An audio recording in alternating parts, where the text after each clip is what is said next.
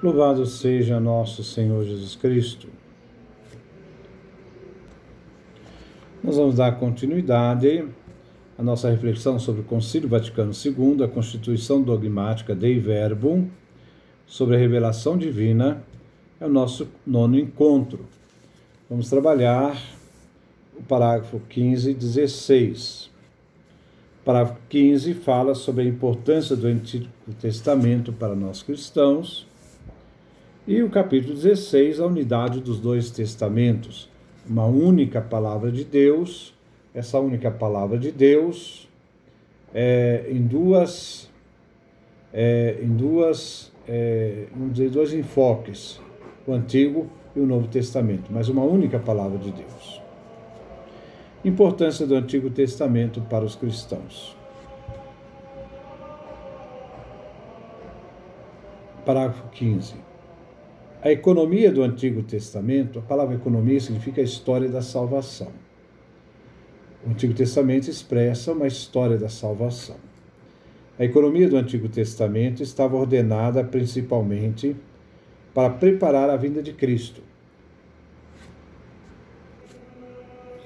Então, nós podemos dizer, o Antigo Testamento vai até João Batista, com João Batista termina o Antigo Testamento, e a partir de Jesus, quando inicia o anúncio do Evangelho, ele vai para Galiléia anunciando o reino de Deus. A partir daquele momento inicia o Novo Testamento, com o anúncio da Boa Nova do reino. Podemos dizer também que há esta realidade entre João Batista e Jesus, o Antigo e o Novo Testamento, como fim. Então nós dizemos, o Antigo Testamento estava ordenada, a economia, a história da salvação no Antigo Testamento estava ordenada principalmente para preparar a vinda do Cristo, Redentor de todos, e de seu reino messiânico, para anunciá-la profeticamente. Existem algumas citações bíblicas aqui, Lucas 24, 44 e João capítulo 5, 39. E dá-la a conhecer através de várias figuras, imagens. 1 Coríntios capítulo 10, 11. Os livros do Antigo Testamento, em conformidade com a condição do gênero humano dos tempos anteriores, a salvação realizada por Cristo, então, os livros do Antigo Testamento manifestam a todos o conhecimento de Deus e do homem e os modos pelos quais o justo e misterioso Deus trata com os homens. A história desta ação divina no Antigo Testamento. Esses livros, embora contenham também coisas imperfeitas e transitórias, manifestam, contudo, a verdadeira pedagogia divina, preparando, então, para a história da salvação. Por isto, devem ser recebidos devotamente pelos cristãos esses livros que exprimem um vivo senso de Deus e contém sublimes ensinamentos acerca de Deus e uma salutar sabedoria concernente à vida do homem e admiráveis tesouros de preces, nos quais, enfim, está latente o mistério da nossa salvação. Então, a unidade dos dois testamentos. Parágrafo 16. Deus, por inspirador e autor dos livros de ambos os testamentos, o Antigo e o Novo, de tal modo dispôs sabiamente que o Novo estivesse latente no Antigo. Já presente no Antigo estava o Novo. E o Antigo se tornasse claro no Novo, porque a partir do Novo nós entendemos o Antigo e a partir do Antigo se nos preparam para o Novo Testamento. Com efeito, embora Cristo tenha fundado a nova aliança em seu sangue, Lucas capítulo 22, versículo 20,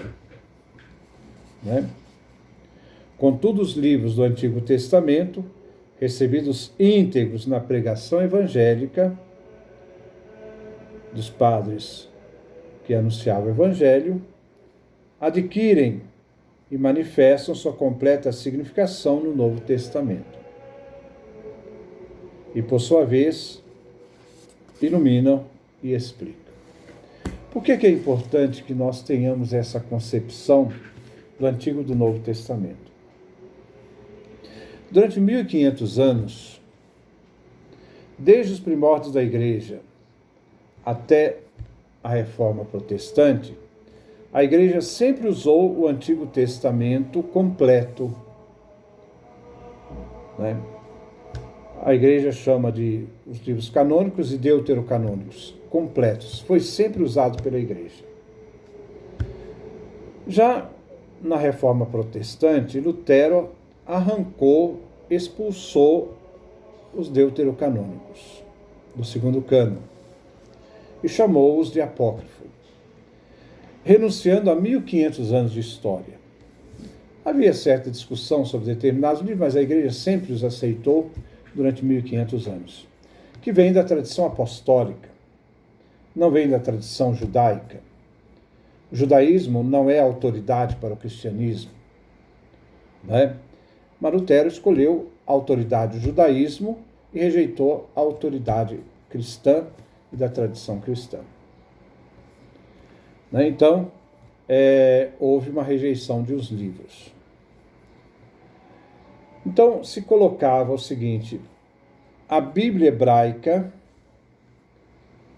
porque a Bíblia hebraica foi definida no final do século I, era mais ou menos o ano 100, no Concílio de Yabne, quando os judeus, em concílio, resolveram colocar como livro inspirado somente os livros escritos em hebraico e expulsar os livros escritos em grego e livros escritos em aramaico. Então, aí formou o cânon do Antigo Testamento para o judaísmo.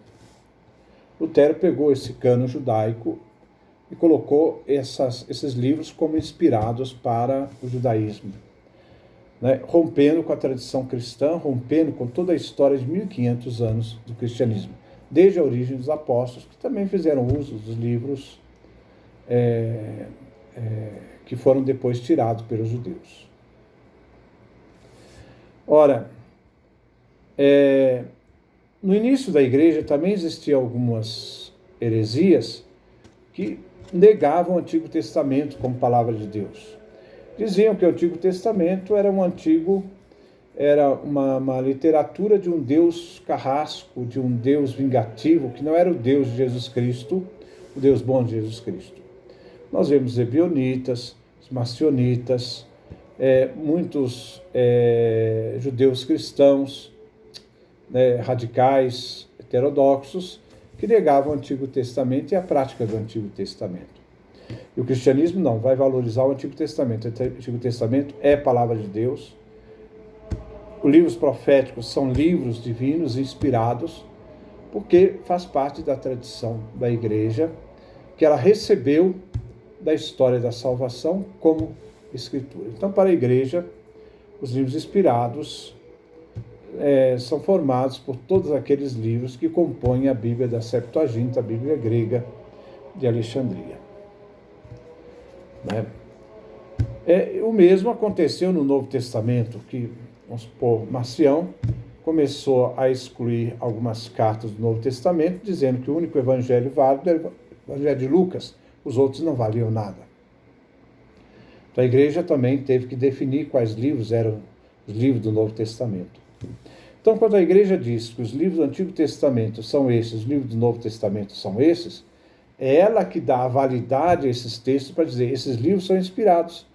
Porque muitos livros, evangelhos, muitos Atos de Apóstolos, muitas epístolas, Apocalipse, tem Apocalipse São Pedro, por exemplo, esses Apocalipse a Igreja diz, isso aqui não são inspirados.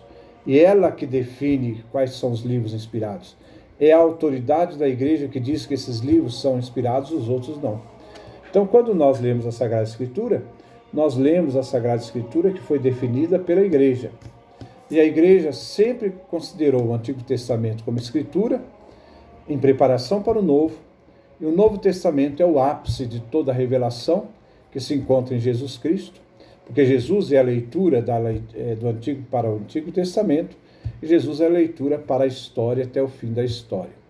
Mas em Jesus, a presença de Jesus, de modo especial na morte de Jesus e a ressurreição dele, os fins dos tempos já começaram. Não é uma coisa que vai ter lá no fim, já é presença real na história da humanidade. Aquilo que se espera para o fim já é uma realidade em Jesus Cristo na sua paixão, morte e ressurreição. Então, a unidade do Antigo e do Novo Testamento. Ver que essa unidade forma a história da salvação, né, que vem manifestada no Antigo e no Novo Testamento, cuja centralidade, o eixo para o Antigo e o Novo Testamento é Jesus Cristo. Então que Deus nos dê a sua graça, a sua bênção, a sua face resplandeça sobre nós.